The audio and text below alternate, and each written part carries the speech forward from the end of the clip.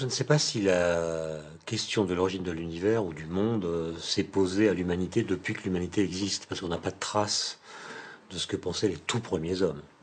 Mais les anthropologues s'accordent pour dire que dans toutes les civilisations qu'ils connaissent, il y a des récits, des cosmogonies, qui racontent, sinon l'origine du monde, du moins son histoire, à partir d'une espèce d'entité primordiale qui aurait préexisté à tout ce qui va suivre. Donc il y a toujours dans les récits mythiques, qu'ils soient d'ailleurs de simples cosmogonies ou qu'ils soient des récits religieux, il y a toujours au départ quelque chose dont on postule qu'il est là avant tout le reste. Soit un fondement de l'univers, soit une cause première. Il y a toujours un déjà là. Voilà.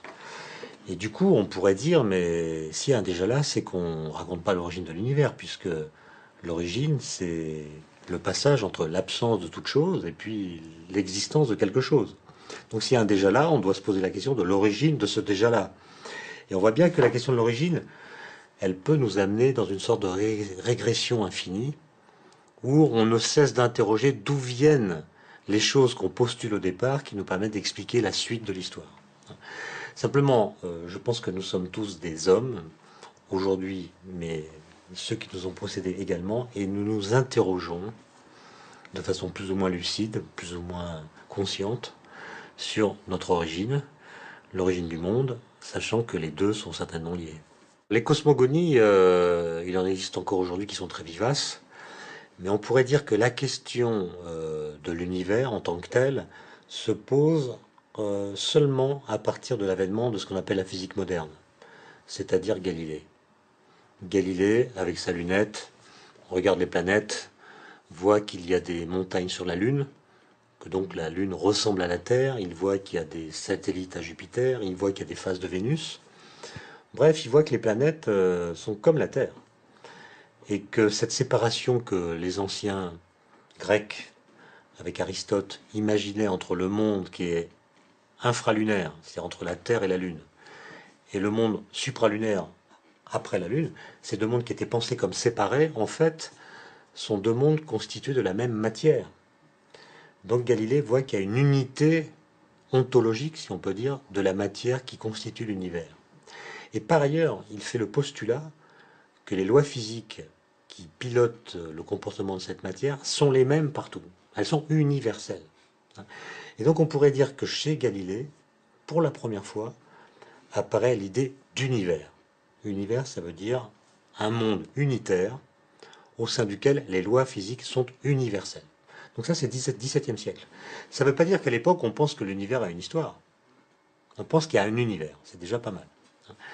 Chez Newton, qui va évidemment théoriser tout ça un peu plus, avec notamment la loi de la gravitation universelle, il n'y a pas de cosmologie chez Newton. Il n'y a pas l'idée que l'univers a une histoire.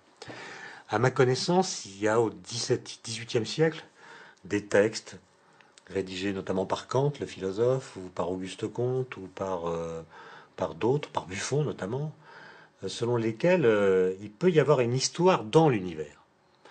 Kant, par exemple, raconte l'histoire de la formation du système solaire.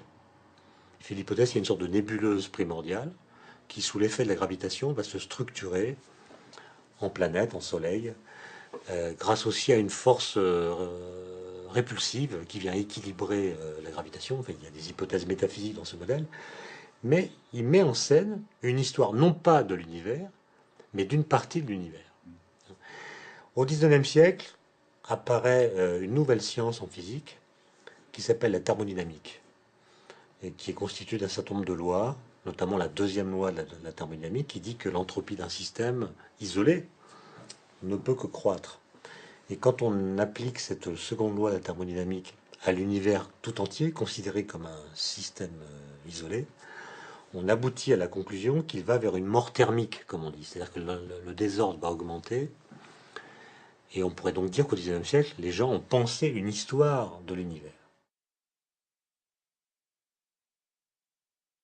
Quand nous disons aujourd'hui, en 2010, l'univers a une histoire, nous prononçons une phrase qui a déjà été prononcée dans les siècles précédents.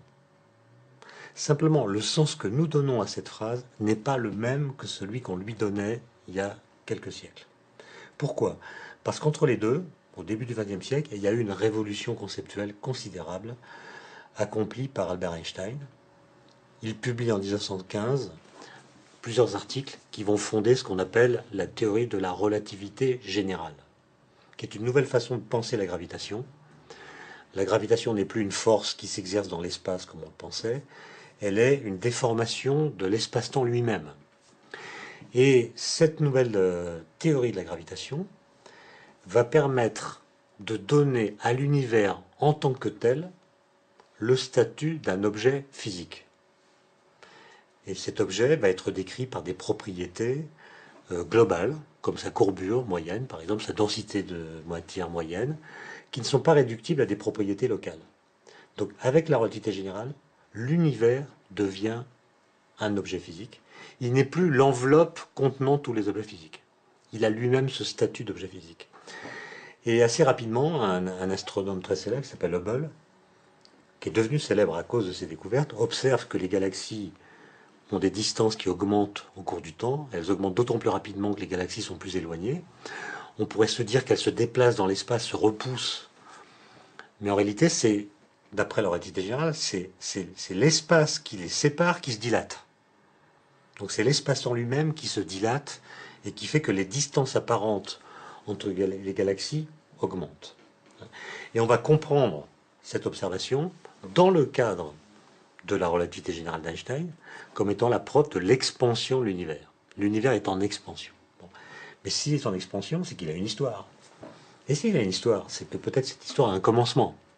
Et donc la question de l'origine de l'univers se pose scientifiquement, je dirais à partir des années 30, grâce à ces observations, grâce à cette théorisation par Einstein, et aussi grâce à un travail fait par un abbé belge qui était également physicien, qui s'appelle l'abbé Lemaître, qui, le premier, a essayé d'appliquer les équations d'Einstein, de la relativité générale, à l'univers lui-même, à la cosmologie, à son histoire. Il va même faire un modèle qui s'appelle l'atome primitif, qui est en quelque sorte les prémices de ce qui deviendra beaucoup plus tard la théorie du Big Bang. Dans les années 20, l'abbé Lemaître, ce physicien belge qui s'intéresse beaucoup à la théorie d'Einstein, l'applique à la cosmologie et propose un modèle qu'on appelle le modèle de l'atome primitif, qui consiste à dire que toute la matière de l'univers était contenue dans un gros noyau qui s'est dispersé ensuite sous l'effet de l'expansion de l'univers. Il y a là les prémices de l'idée de Big Bang, mais on n'y est pas encore tout à fait. Après la Deuxième Guerre mondiale, un physicien d'origine russe qui s'appelle Gamow comprend que, effectivement, si l'univers, dans son passé, était plus petit qu'aujourd'hui, c'est-à-dire si on passe le film à l'envers, on voit que les galaxies, au lieu de s'éloigner les unes des autres, se rapprochent. Et elles le font d'une façon telle que, si on va de plus en plus loin dans le passé, elles se rapprochent tellement qu'elles ne font plus qu'un point. Ce qu'on appelle un univers ponctuel, un univers qui est réduit à un point, avec une densité infinie. Gamow, qui fait de la physique nucléaire, qui s'intéresse à la façon dont les noyaux sont fabriqués au cours de l'évolution de l'univers, comprend que cet univers primitif, primordial, était non seulement très petit et très dense, mais également très chaud.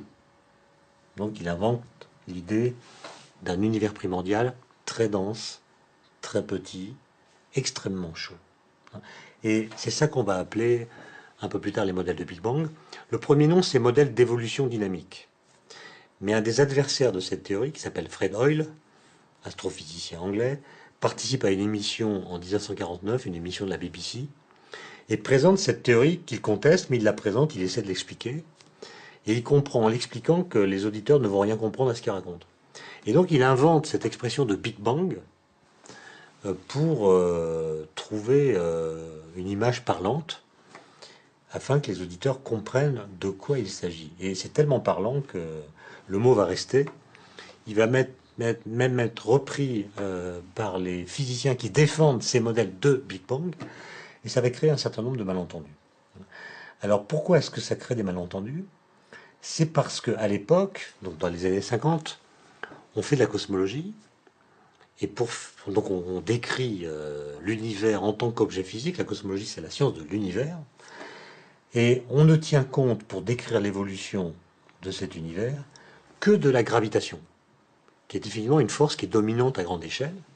L'univers est très grand, donc c'est la force qui domine quand on regarde l'univers à grande échelle. Simplement, la théorie qui décrit la gravitation, qui est cette théorie de la relativité générale, ben, elle dit que quand on remonte dans le temps, on va effectivement vers un univers de taille nulle. Ce qu'on appelle une singularité, la singularité initiale. Et on s'est dit, ben, cette singularité initiale, c'est la création de l'univers. C'est-à-dire, c'est le moment, l'instant zéro, auquel apparaissent la matière, l'espace, le temps, l'énergie, enfin, tout ce qui existe. D'où des questions métaphysiques. Qu'est-ce qu'il y avait avant, le Big Bang? Qu'est-ce qui l'a déclenché?